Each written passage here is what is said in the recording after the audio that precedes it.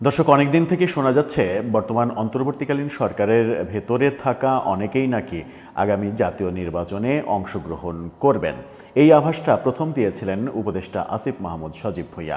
তিনি বলেছিলেন তার তো করার কথা আছেই, সাথে ছাত্র উপদেষ্টা আর একজন মাহফুজ আলম সহ অনেকেই এই সরকারের সঙ্গে জড়িত অনেকেই আগামী নির্বাচনে অংশগ্রহণ করবেন এবং অনেকেই সরকার থেকে সরে যাবেন।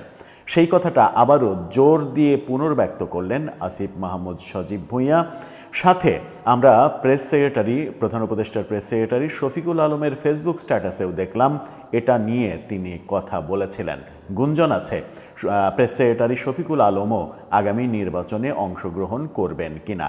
সেই ক্ষেত্রে প্রেস সেক্রেটারি কী বলছেন, আসিফ মাহমুদ সজীব ভুঁইয়া কী বলছেন, তাতে করে একটা ধারণা তৈরি করার চেষ্টা করা যায় কিনা যে কারা কারা এই সরকারের মধ্যে আছেন যারা নির্বাচনে অংশগ্রহণ করবেন আগামী ত্রয়োদশ জাতীয় সংসদ নির্বাচনে। চলুন আলোচনা করে বোঝা যাক এই ভিডিওতে। থাকবেন পলিটিক্স টিভির নিয়মিত আয়োজনে।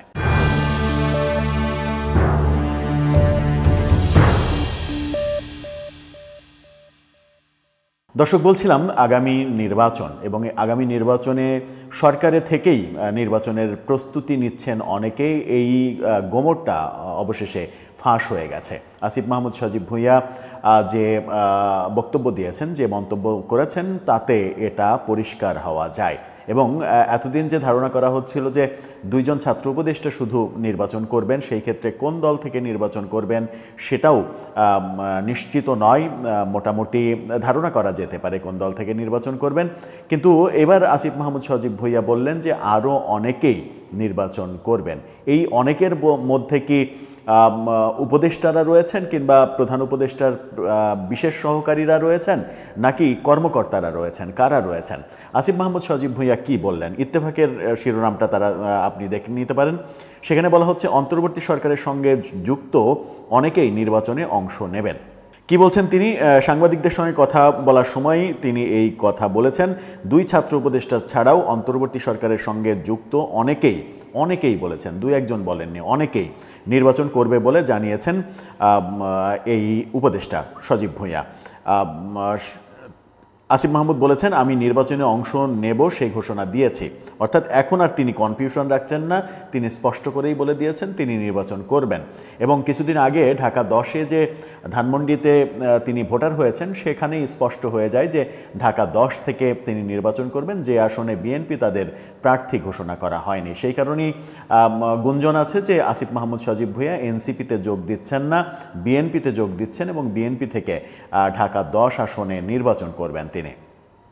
আমরা দুই ছাত্র উপদেষ্টা ছাড়াও অন্তর্বর্তী সরকারের সঙ্গে যুক্ত যারা আছেন এমন আরও অনেকেই নির্বাচন করবেন, এমন সম্ভাবনা রয়েছে।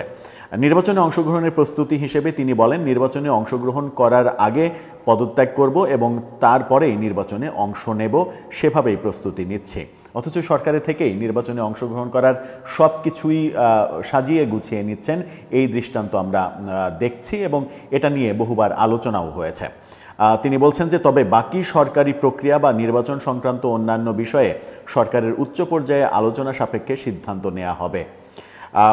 কোন রাজনৈতিক দল থেকে নির্বাচনে অংশ নেবেন এই প্রশ্নের উত্তরে বলেছেন, রাজনৈতিক এই বিষয়ে মন্তব্য এখন না করাই ভালো।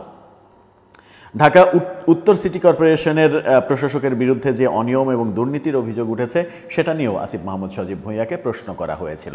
এখন আসা যাক যে আসিফ মাহমুদ সজীব ভুঁইয়া এবং মাহফুজ আলম দুইজন ঢাকা 10 থেকে আসিফ এবং মাহফুজ আলম লক্ষ্মীপুর 3 সম্ভবত তার আসন, লক্ষ্মীপুরে থেকে নির্বাচন করবেন এবং যে দুইটা আসনে এই দুইজন নির্বাচন করবেন সেই দুইটা আসনই বিএনপি তাদের প্রার্থী দেয়নি, ফাঁকা রেখেছে। সুতরাং ধরে নেওয়া যায় যে বিএনপি আগে থেকেই তাদের দুজনের সঙ্গে একটা সমঝোতা তৈরি করেছে, যার ফলে এই দুটো আসন ফাঁকা রেখেছে। আমরা দেখেছি যে এনসিপির শীর্ষ নেতারা যেমন নাহিদ ইসলাম, আক্তার হোসেন, সার্জিস আলম, তারপরে হাসনাত আবদুল্লাহ, শীর্ষ যে 4-5 জন নেতা সেই নেতারা যেখানে নির্বাচন করবেন সেই সব আসনে কিন্তু বিএনপি তাদের প্রার্থী দিয়ে দিয়েছে, ফাঁকা রাখেনি।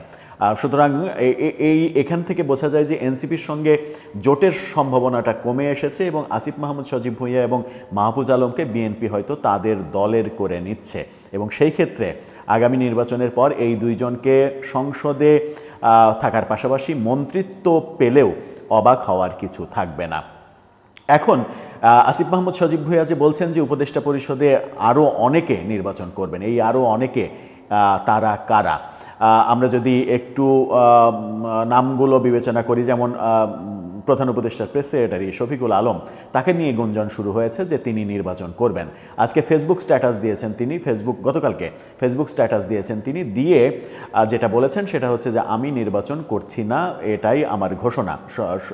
অনেক দিক থেকেই বলা হচ্ছে আমি নির্বাচন করছি কিনা, আমি স্পষ্ট করে দিলাম আমি নির্বাচন করছি না। তবে তিনি এটাও বলেছেন যে আমার জানা মতে উপদেষ্টা পরিষদের অনেকেই নির্বাচনে অংশগ্রহণ করবে, তবে আমি করব না। তার মানে শফিকুল আলমের কথাতেও স্পষ্ট হওয়া যায় যে উপদেষ্টা পরিষদের অনেকেই নির্বাচন করবেন। তাহলে কারা? সেটা কি সেই তালিকায় কি আসিফ নজরুল থাকবেন? সেই তালিকায় কি আদিলুর রহমান থাকবেন? কিংবা সেই তালিকায় ব্রিগেডিয়ার সাখাওয়াতের নাম থাকবে? কারা নির্বাচন করবেন? কিংবা সেই তালিকায় কি প্রধান উপদেষ্টার বিশেষ সহকারী হিসেবে স্বরাষ্ট্র মন্ত্রণালয় যিনি দেখছেন খোদাবক্স চৌধুরী, তার নাম থাকবে? এই ব্যাপারগুলো সামনে আসবে। আরও অনেক নাম তো আছেই, যেমন ফরিদা আক্তার, ফরহাদ মাজারের ওয়াইফ ফরিদা আক্তারের একটা সম্ভাবনা রয়েছে যে তাকে হয়তো রাজনীতির মূল যে স্রোত সেই স্রোতে আনা হতে পারে। প্রফেসর ইউনূসের প্রতিনিধি হিসেবে বর্তমান স্বাস্থ্যমন্ত্রী যিনি প্রফেসর ইউনূসের গ্রামীণ ব্যাংকের একেবারে শুরু থেকে আছেন, তাকে নির্বাচন করতে দেখলেও অবাক হওয়ার কিছু থাকবে না।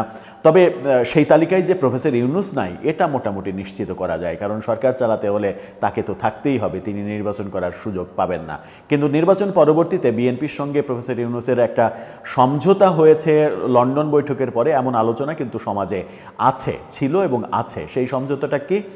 যদি বিএনপি সরকার গঠন করে তাহলে প্রফেসর ইউনূসকে রাষ্ট্রপতি হিসেবে বসানোর গুঞ্জনটা তখন উঠেছিল। যদিও অনেকে বলেন যে বিএনপি এই ভুলটা করবে না, রাষ্ট্রপতি এমন কাউকে করবে না যার উপরে দল হিসেবে বিএনপি ছড়ি ঘোরাতে পারবে না। দর্শক, সব মিলিয়ে আমরা উপদেষ্টা পরিষদের কয়জনকে তাহলে আগামী নির্বাচনে অংশগ্রহণ করতে দেখছি এবং কয়জন এমপি হয়ে সংসদে যাবেন আর কয়জনের বাজেয়াপ্ত হবে জামানত, সেই ব্যাপারটা যদি আপনি আঁচ করতে পারেন, নামগুলো যদি আঁচ করতে পারেন, তাহলে জানিয়ে লিখতে পারেন আমাদের কমেন্ট বক্সে। সেগুলো নিয়েও একটা আলাদা আলোচনা হতেই পারে। ভালো থাকবেন। আজকের মতো তাহলে বিদায়।